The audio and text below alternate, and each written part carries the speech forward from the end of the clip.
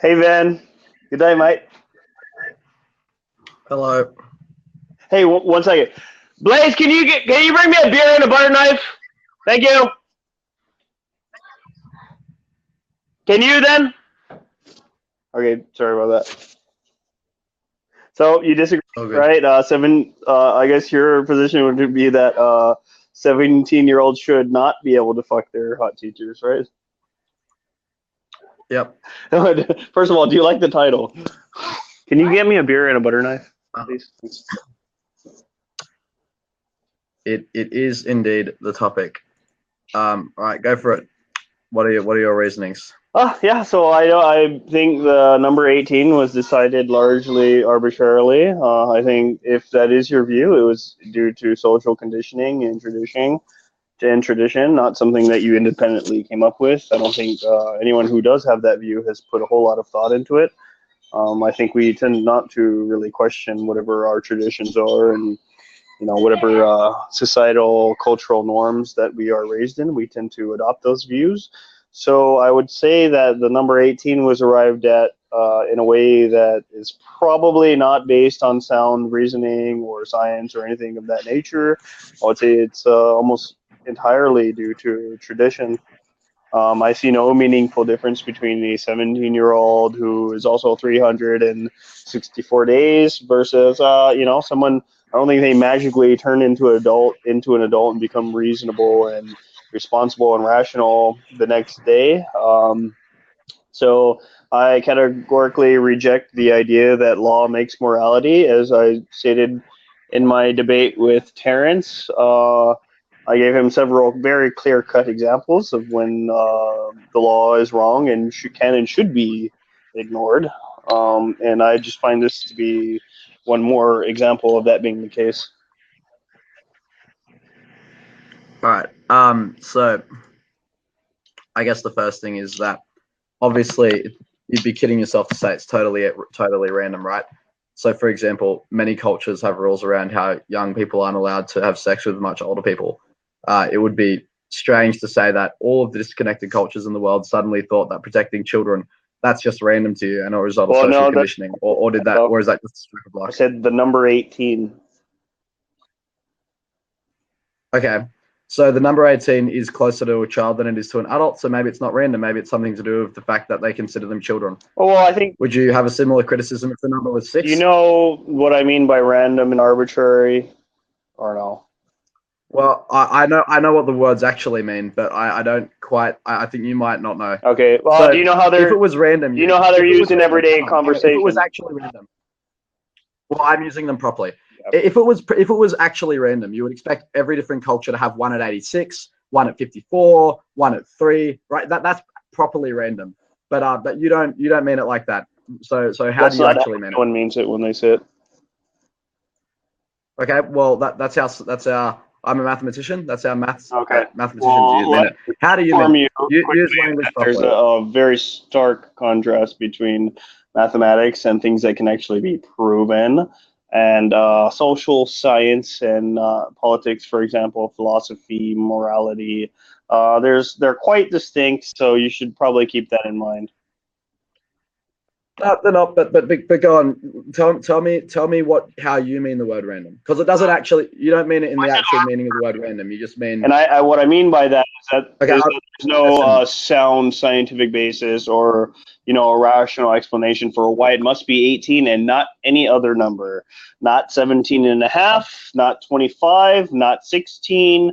It has to be absolutely 18, and we know that because reasons. No, actually, that is based on, when I say arbitrary, I mean tradition and social conditioning. There is no sound Okay. scientific basis behind why it should be 18.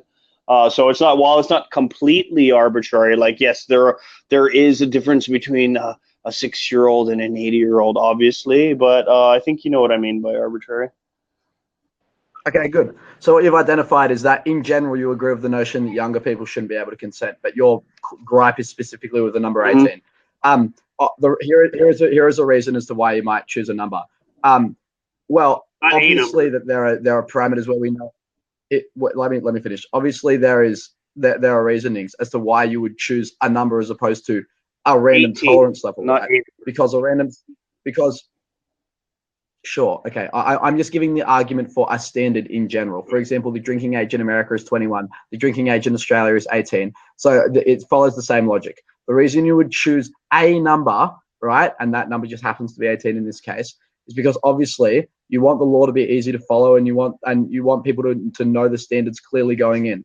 If I'm a parent, I don't want to send my child to a school where I know that based on the subjective whim of their teacher that they just deem them to be old enough to to essentially have sex with them. So you have to have clear standards so the community knows what's going on, and you choose those standards as close to where the proper age of consent is likely to fall for the most amount of people. So obviously, if not for everyone, it falls at 18, but for most people, that is generally the age, the late teens, where you start to become a bit more sure of yourself. Why is that? Like that. There are. Why do you believe that? Oh, really? Oh, yeah, absolutely. Well, it's in the science. Oh, really? It's in the science. So So for example, we know that as you grow older, that there are some neural functions which you develop, particularly towards the end of puberty. Things like your prefrontal cortex develops more, so that you're better able to assess risk. That's why, for example, you see drivers who are younger in more accidents because they are less risk averse. There are lots of other things as well. Which drivers? What age?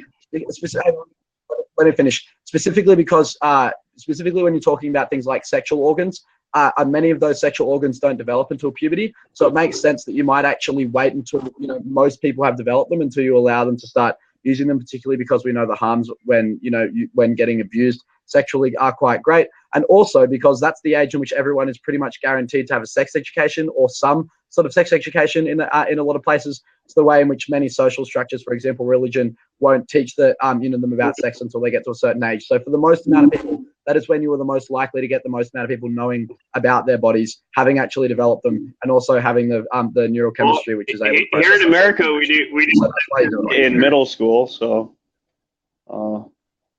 yeah, but again, not everyone attends. You want to do it where you can guarantee that the most amount of people have most likely experienced it, and also picking out one reason out of 3 is not sufficient rebuttal. I'm talking about where the intersection of all those things happens, and that for most people is 18. Okay, so what the science actually shows is that the brain continues developing throughout your entire life. It's actually not until your 20s that you become, more or less, when your fluid intelligence begins to go down and your crystallized intelligence, begins to solidify more. So what you're actually saying is that you don't really have a sound scientific basis for why it should be 18 versus 25. No, that's just a non sequitur. I didn't say that your brain had finished developing at all. I just said that it was along the path of development sufficiently that you were able to consent to this sort of decision. So at 18, that is when most people. Based on how do you know that an 18-year-old has developed to the point where they can consent? How do you know that? Again, you don't know for each individual specifically, but you know that most people have at that stage. How do you know that most people? Because you can track things like. Because you can do things like track the average age of neural development. For the same reason which you said, you said that the brain continues to develop and the fluid intelligence does at 20 something. For the same reason, that, right? That there's been a lot of studies. They've had large sample sizes and they've seen where the median age of development is. Same reasoning. So you have this. So you can just let me. I guess you'll have to take my word for it. But 18 is not a magic number in any kind of science. Yeah, no. Okay, so you're aware of the fact that it's not based on any kind of sound scientific principle or reasoning, right? No, that's very different. No. That just because science doesn't give you an exact number doesn't mean that you can't make an approximation. And then you can couple that with 20s. Well, clearly it is pretty close. Oh, 20. Like if the span of your that'd be like saying 15. If the span of your entire life. If the span of your entire life is from 0 to roughly like 90 something, that's within 10%. That's pretty close. Okay, so then why shouldn't it be 15? I mean, come on. Okay, right, because then you increase, the earlier you push it, you increase the risk factor more, right? Because then less and less people are fully developed by that point. That's a valid conversation. Maybe it should be 22. Okay, well, like I said, it's arbitrary in the way that the word is used in everyday conversation. The number 18 is largely arbitrary. Yes, of course, it is closer to than, let's say, 80 or 1. So some number between 1 and 99. If you ask somebody to choose a random number, almost invariably a very small percentage of people will actually choose the numbers 1 or 99. So yeah, statistically, while it may not be completely arbitrary, I think you know what I mean by the word mostly. Yeah, but all you've proven is that perhaps we should wait until 22, in which case you still lose because the motion is that 17-year-olds should be able to fuck their hot teachers. So now, no, it can't, and you didn't refute why. Is because the younger you get, the more likely people are to have not developed yet. What you pointed to is correct, that the older you get, the more certain you are that you're mature, but the younger you get, the less certain you are you're mature and able to make that decision. So you wouldn't want to. Pardon? Why does it have to be a universal standard? I've already told you this. You weren't listening. That's okay. So the reason it has to be a universal standard is because the community needs to have confidence into how people are going to behave. Lots of parents wouldn't send their kids to school if they thought that their kids were likely to be groomed and have sex with their teachers. So you have a clear standard to create confidence in the community. That's not true at all. People send their kids to college all the time. Well, yeah, but once they go to college, then they're over 18. Yeah, but listen, all right, think about this logically for a second, right? Let's imagine that the age of consent was at 21. So quite literally, anyone sending their kid to college doesn't really know. They're not really for sure if their kids are going to have sex or not, right? Yeah, and it wouldn't surprise me that if the age of consent in a given country was 21 and that was the community standard, that less parents would send their kids to college until they're 21. That's fine. Or like that's not the point. Isn't where exactly the number is. The point is that you need to have a number that everyone knows so that they can make predictions based on what that number is. But also, college is a different dynamic because in school you're talking about students and teachers. You know, like teachers who are often in their 30s and 40s. Like occasionally they're in their 20s. But so it's a different dynamic to college when it's just a bunch of young people all together. I think you would probably know that many parents would be more comfortable with the idea of their children, you know, having sex with other people around their age as opposed to someone that's older. I'm absolutely aware of the fact that I'm not like most people, and most people do not share my views on a very wide variety of issues. It's just that I think I have a different kind of epistemology about determining the accuracy or truth of morality, and for me, like, it's not based upon what other people think. You know, of course, other parents and other people have a view. I'm aware of it. Of course, I'm aware of it. Otherwise, we wouldn't be having this debate. You just simply agree with me.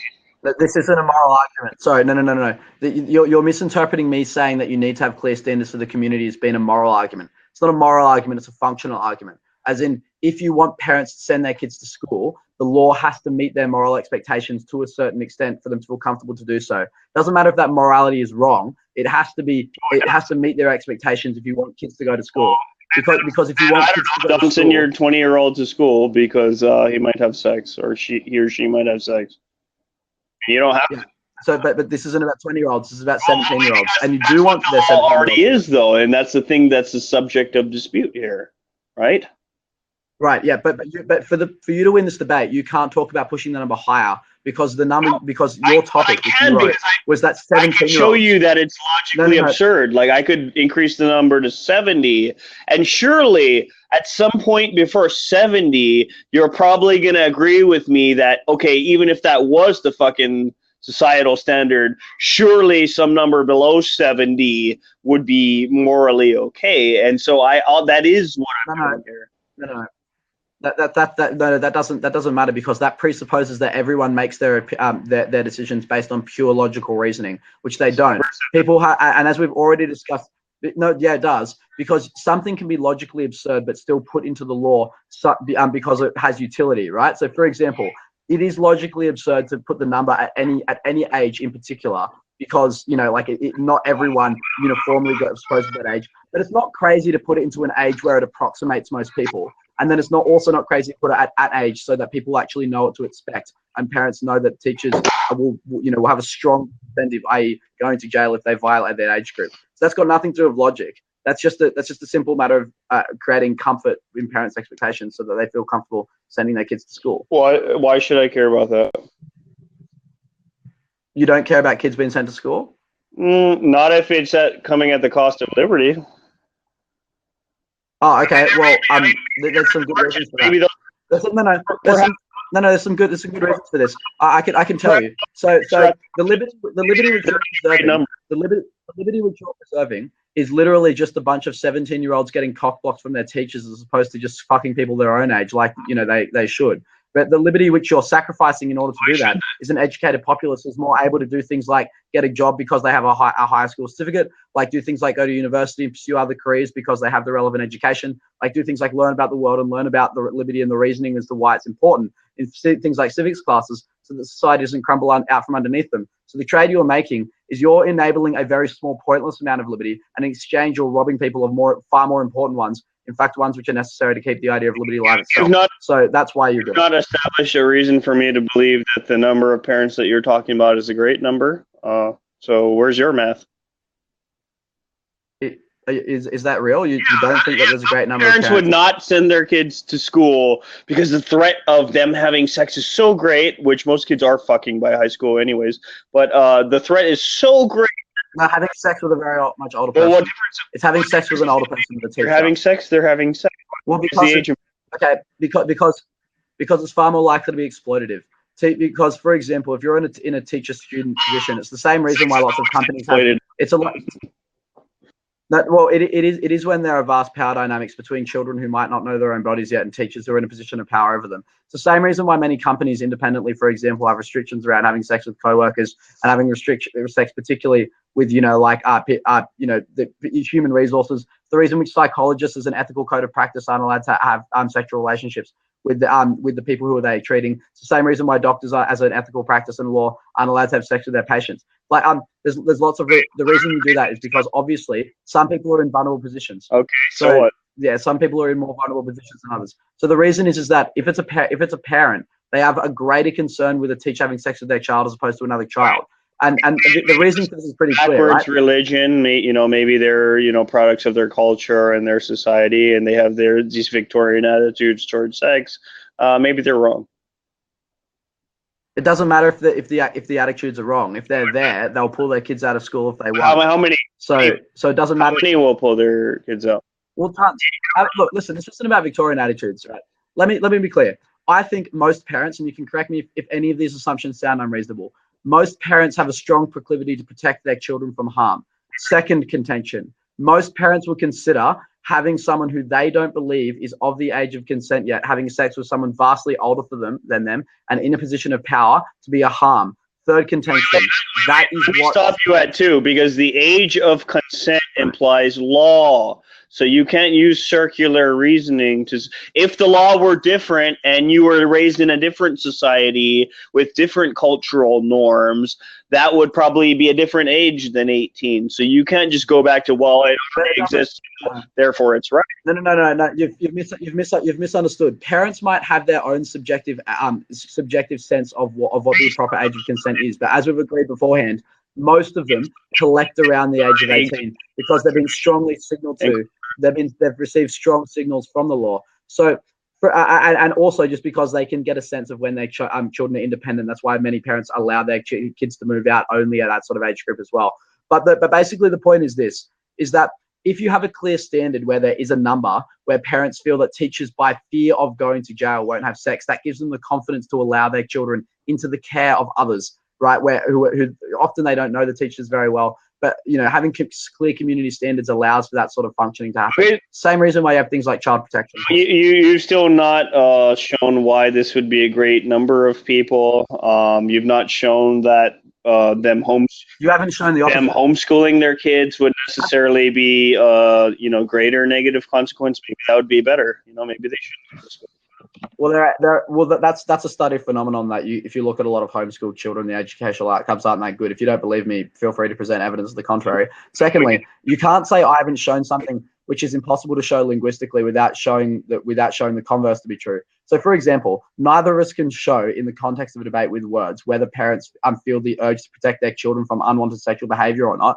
I can say that it is a strongly intuitive fact that it is true, and I can leave it to the fair-mindedness of the audience. You have to demonstrate the opposite. You have to explain to me why most parents don't actually care about protecting their children from unwanted sexual behavior. I think it's fairly obvious. You want to dispute that? They're simply a product of their culture. If they have backwards That doesn't matter. If they have backwards cultural norms, they're going to subscribe to them, much like your view is nearly 100% a product of the culture that you were raised in. I'm sure that you've not arrived to this number independently by yourself.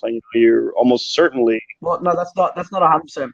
I mean, it's not 100% true. I think there's a strong biological urge for parents to protect their children, and that's been pretty well documented in cross-cultural studies, even cross-special studies. So it's not just a product of social norms. But secondly, as I've said before, which you have not responded, it does not matter whether the belief is a product of culture if the person holds the belief and will act on it. So all you're doing is like it's basically a piece of postmodern babble. It doesn't matter if it's a product of culture or not. If people can act on it. Real quick, it's a biological urge for parents to protect their children. What the fuck does that even mean? Yes. If I marry my 13-year-old off to some 60-year-old because he has paid the correct dowry, are we overcoming biology, or are you just really just saying nothing at all? And well, for a start, if you're in that sort of culture, you might think the alternative of them being unmarried for their entire life is worse. So that could be, the best of two bad choices. But secondly, I find it deeply confusing that you're somehow baffled at the idea that parents would want to protect their children. I mean, have you seen the way you're using totally vague and broad things like protect your children? What does that mean? What does that even mean? Does it mean that you agree that the age of consent should be 18 because you want to? I mean, it's exactly a non sequitur. It doesn't even lead to the conclusion that you've come to at all. Period. Oh no, you've just misunderstood the logic. I can re-explain it for your benefit if you like. So the way it is this: lots of parents strongly hold this urge. They view unwanted sexual activity as a form of harm. Then the third point is if you set up a law which gives them the confidence that all of their teachers, let me finish, that if you set up a law that lots of teachers, by fear of the law, won't engage in that sexual activity with their children, then they are more likely to send their kids to school because they are confident that all the teachers will act in the way which they feel is appropriate. Doesn't matter where those beliefs have come from, it's from biology or culture. The fact is we know people hold them. And so that's you can shape laws to give them the confidence that those beliefs won't be violated. It doesn't matter then. Why don't we just advise the parents and teach them that it's perfectly okay and change the culture since it's wrong? Well, I mean, so you're sorry, I didn't hear, but is it basically you say why don't we just re-educate the parents? Okay, well, for a start, do you think that we should be re-educating parents to say that pedophilia is okay? Well, no, you're the one who said that they have to go to school, and we're obviously not going to have the homeschool debate right now. So, No. Just answer the question. You said we should re-educate the parents. I'm asking to what degree do you think that re-education should happen? Are you proposing that we re-educate? I said that they are wrong, so it would be equally correct to say, well, if the parent, you said it doesn't matter if their morals are right or wrong. I believe it does, but you say it doesn't. To me, the issue is more important than what people think about it all the time. Okay, so then if you want to push onto me the burden of proving my morals are correct, that puts an equal and opposite burden on you to prove that they're incorrect. So prove to me that pedophilia is morally okay. What's wrong with a 17-year-old and 18-year-old having sex? Explain it. Explain why that's wrong to me, because I don't know. I'm ignorant. I think if it's a 17 and 18-year-old having sex, then if it's a consensual relationship, that probably isn't wrong. And the courts do that stuff all the time. There are such things as Romeo and Juliet laws. Okay. That's well established. But the point is that 80. What's wrong with that? 17 and 80. 17 and 80. What's wrong with that? Well, it's probably it's likely it's an odd choice to make. One would question why a 17-year-old is falling for an 80-year-old. Like, for example, they're not typically physically attracted to each other. That like most of the time there might be a power dynamic at play. Like, is there a lot of money involved? Does a 17-year-old fully know? Maybe they just like. Yeah, I know there are assumptions. But you're assuming things as well. You're just assuming it's consensual. What I'm saying, and also you can just look at the data, for example. There are just way more examples. I'm categorically against rape, so we are presuming that it's consensual. Well, no, but when you say you're obviously not that categorically against rape, because you're going to assume, like, just on the numbers, most relationships of that age difference are rape. Like lots of people come out of them saying, "Oh, I feel very exploited." Maybe he offered her So- $100,000. $100,000 to fuck me. I'm 80. You're 17. What's the problem? Yeah. Well, lots of people who engage in that come outwards with a sense of huge regret. They didn't know what they were doing. They didn't know that it would affect them in the way they did. So you protect them preemptively. That's very simple. And if you actually cared about rape, then you'd probably be of that opinion as well. But let's just go the other way.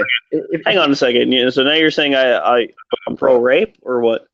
What do you suggest? Well, you don't seem that concerned with it, because if it's what? Like I don't, maybe you just disagree with these facts, but most relationships of huge age differences have after the event turn out to be extremely exploitative, right? That's why before these things were laws, that's why the laws mean. I don't know what that means, honestly. Can you what exploitative walk me through that concept? Okay, yeah. So for example, if you've got someone who's never had sex before, right? You've got someone who doesn't know what it means to be in a sexual relationship, and they enter into that relationship with someone who knows a lot about it, and who might, for example, lie about them as to what sort of behavior is normal. They might lie about them as to what frequency of sex is normal. They might, when someone says this hurts, the other person will say, well, maybe that's just normal. It hurts like that for everyone. And then they, for example, I don't know if you've been following the recent stories around R. Kelly. They isolate them from their family. They say that, listen, if you really trust me, you wouldn't do this. So they emotionally manipulate them into doing things which they otherwise wouldn't do. And this is fair. There's a lot of stories like this. And if you don't want those things to happen, that sounds like the standard courtship process for high school and college students, in my view, and even beyond. That's how you see relationships, or not relationships, but I fucked many girls that could be described in that way. Besides the R. Kelly part, the first part where everyone's basically on their best behavior whenever they're trying to get laid, right? I don't know. We're not talking about 80-year-olds being on their best behavior. We're talking about them categorically lying to these girls about what their own bodies are like and what's expected of them. It's not being on your best behavior. And if that's the assumption that you're making. Well, yes, but fortunately for us, we've had a lot of people come forward talking about this stuff, and that when with high frequency that is a risk that could happen, then you put in blockades against it. You put in the law against it, prevent it. Yes, it will stop. For example, there are, in theory, consensual relationships of that age difference. I don't disagree, but those people, what you're doing is we're trading off those people who've been forced to wait for a couple of years or maybe even 1 year, and in exchange, we save a lot of people for whom that trauma is completely irreversible. It's a very sensible these people trade. I've not seen. You've not presented a single shred of evidence to suggest that any of these boys who fucked that hot ass teacher are in any way fucking psychologically harmed or have suffered any kind of irreparable harm of any kind. You've just asserted that.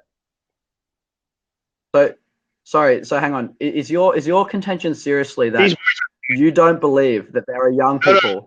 You don't believe that there are young people totally who have they're going to be super popular in college. They're fucking fine.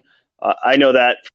You think that so you're completely sure that even most young people, when they get fucked by people vastly older than them, actually end up being studs. That's your contention. Actually, 25 and 17. Well, like, what do you mean by that?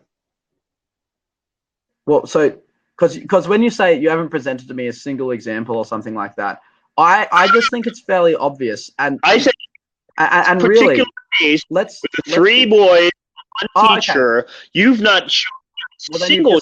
No. That's a non sequitur. No. Stop. That's not what I was arguing. What I was arguing is that with high frequency, we know that lots of young people do go on to regret those experiences, and it does leave them in trauma. I even acknowledged, and you can rewind the tape and listen if you like, that in theory, yes, some of them are consensual, but you make the consensual ones wait because you know that there is an alarmingly high frequency of non-consensual ones. That's what you do. So I don't have to prove any three cases. I have to point to the fact that there are many cases where you say they're non-consensual, and you claim that people regret it. I've not seen a whole lot of evidence for that. In particular, really? You don't know of any children. You don't know of any children who have gone on to regret having sex with adults. You've never heard of that. What's a child like? Why isn't a 20-year-old a child? Like it's all.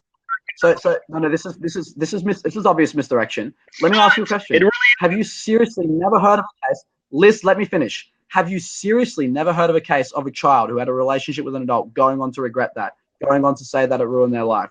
You've never heard of any of those cases before, but how do we know that's the norm? Well, before you said you hadn't, because people have run the numbers. That's like that's why they made these laws. Okay, so imagine in a world where 25-year-olds are considered to be children, and anyone above 25 is an adult. In such a world, do you imagine that we might be able to find many people under 25 who have later regretted having sex with people over 25? I imagine that probably would be the case. Well, probably not though, because by the time you're 25, all of your sex organs are developed. You've been through school. It's not quite the same as the whole under 18 thing where you haven't even finished school developed at 17, for example. Pardon? Who's not developed? Yeah, who doesn't have a dick and who doesn't have a balls? Like, do you have any job? Do you have any jobs working in child? Grown 17. Have you ever worked with children? Has your dick? Yeah, I'm asking. Have you ever worked with children? Do you do any jobs like teaching? Tuesday and Thursday. Okay, so you've never met any of the 17-year-olds who are immature ever? No, I don't know a whole lot about that. Oh, okay. Well, look, Hawaii must be an incredibly mature state, and I'll again appeal to the fair-mindedness of the audience. There are lots of 17-year-olds who do not know what the fuck they're doing. They're immature children who need to be protected until they are at least 18, maybe more, but for most 18 will do the trick. Adults, legal adults, 20-year-olds, for example, they seem to be quite retarded from my view. I don't think they have a clue how the world. But you've never met any 17-year-olds like that. That's strange. So you've never met any 17-year-olds who are clueless, but you have met 20-year-olds. I asked you before if you were, because rewind the tape. I asked you, have you worked with children? And then I asked you, okay, have you ever met any 17-year-olds who aren't mature? And you said, nah, they're all fine. Is that what you heard? Because I know I didn't say that. Did you really hear that? Yeah, okay. So what did you say, that some of them were immature? Of course there are immature 17-year-olds. Oh, okay. No, I apologize. I misheard. Yeah, okay. So they're immature ones, right? So you protect them. That's what you do. You protect them from older. Why not protect the 20-year-old idiots? Because there's fucking millions of those. Right. Yeah. Good. That is a good question. So I would say that in general, 20-year-olds and 25-year-olds, for example, are more sure of themselves and their sexuality than 17-year-olds. But also, even if I'm wrong, let me finish. Even if I'm wrong, that's the case for raising the age of consent, not lowering it. So actually, you still lose. I could take if it's project and say that 17-year-olds are they're more mature and more intelligent and more developed than 16-year-olds. So let's draw the line at 17. Yeah. So as I've pointed out, right, like as you lower the age, the risk of immaturity increases. As you raise the age, the risk of immaturity decreases. So what that points to is that you should be erring 25, up, not or down. 30 even. Maybe, probably not. Again, there is a reasonable risk and liberty trade-off, right? But when we put the age at places like at 18, the rate in which they're exploited 19-year-olds drops off dramatically. So, and if it can be shown, for example, that actually there are just as many 19-year-olds with that sense of regret as there are 18-year-olds, then I would say yes, by the same logic, you raise it to 19. But you would have to prove, in order to win this debate, that the rate between 17 and 18. I don't have to prove that. Well, you do. No, not at all. I can just simply show that a 17-year-old, in this case, who fucked his hot-ass teacher, is not suffering any kind of negative consequences whatsoever. In fact, this only leads to positive consequences in his case, because all his friends are going to be like, oh, okay, show me a picture. What you look like? Fine as hell. All right, you're good. You're fucking cool. You're now the coolest guy in this. You don't know. Again, you're lucky in this case that woman happened to be attractive, so that you can spin that narrative. But you don't know what that's like. You know what it's like, but that's another story. Well, no, you do not know what it is like to be in that boy's shoes. And there are many young men who are sexually assaulted and they never come forward because of honestly jackasses like you who when they say things, when they feel things like that they're exploited, they're taught, they feel like, well, I can't come out and talk about it because I'll just, be punched by my mate Bronson and say, oh yeah, good on ya, mate. Like, he's so fly. Okay. Like, seriously, High five. There are lots of people who don't come forward and report things because of that sort of social stigma. And so you have a clear age limit set, so it makes those people feel comfortable that, yes, actually, if they do feel violated, that they do feel comfortable coming forward and something will actually be done about it. Because if you set the age to be just some random number, then they never know whether they'll be believed or not. So you'll have somebody like you and the prosecutor saying, come on now, jury, we all know that, you would have fucked her, wouldn't you? But if you have a clear age limit, then they can come forward and they can know with certainty and confidence that justice will be taken care of. So yeah, you do need a number. You need to protect people who are victims. Why shouldn't the number be 17 then? Because then you increase the risk factor. No, but like as in, if you lower the number, there's no argument that you can give. You increase it by having it at 18 instead of 19 also. So there's no argument that you can give. Okay, 18 is correct. And as I've said, which you seem incapable of grasping this line of logic, is that you've gone. Oh well, the audience might be curious. If you increase the age group, the age limit, it lowers the risk factor. That is a case for increasing, not decreasing, which means that you still lose the debate. Oh, okay, I caught the last 5 seconds. That's right. So as I've said repeatedly, and please try and understand this time, all you are proving by pointing out the 17-19 thing is that as you decrease the age, the risk factor increases, and as you increase the age, the risk factor decreases. I understand that is a case for continually increasing the age limit. Okay. What I would say is that maybe that is a case for increasing the age limit, but that also loses you the debate. Got it. What I would say is that as people get older, right, that is when there are more important trade-offs. For example, if they're adults in other eyes of the law, and it is important that they are able to access that sort of liberty. But when they're a kid and you're already restricting other liberties from them, like the right to vote, like the right to represent themselves in trial, it makes sense to. Yeah. So, but then again, it suffers all the same problems because as you bump that younger and younger, the ability for a 15-year-old to represent them in court is vastly less than someone who hasn't even completed a civics class yet. Well, then, yes, it's then that will be dictated by the results. Then we'll just have fewer 15-year-old lawyers, and we don't actually need a law to say that you have to be that age. The results will determine themselves. We don't have to try to say that it should be this way.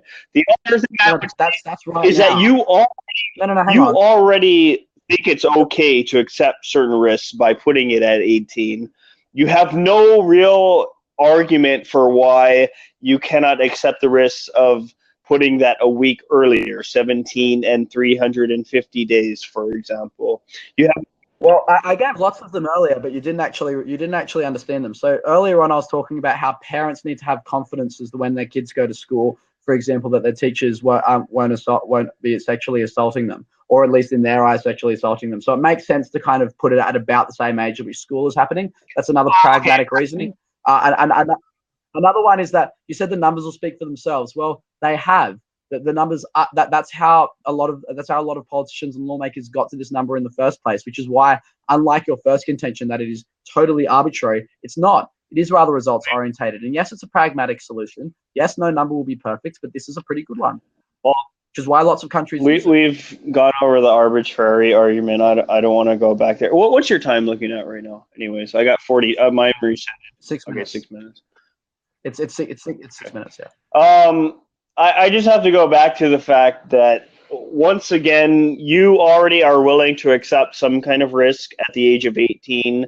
I think it's pretty reasonable to say that you're a product of your culture and your environment, and the only reason that you have that view currently is because that is the existing view within your society and within your culture. You probably have not put too much thought into the issue yourself. I think it to be...